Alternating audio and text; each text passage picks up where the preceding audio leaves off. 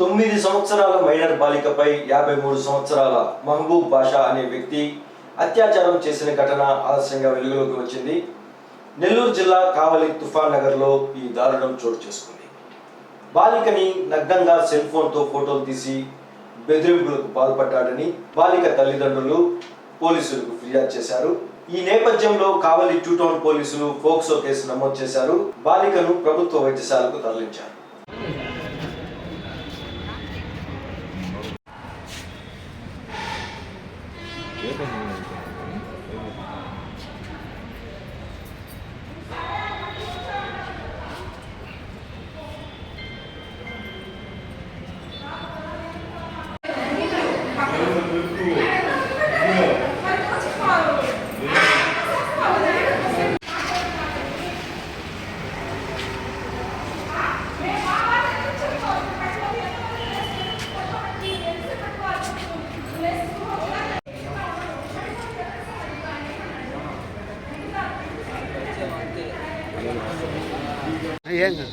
వాళ్ళ దగ్గరికి వస్తుంది వలసే పెడతారు మనం రాసి పడుకుంటే మనిషికి పట్టుకుంటే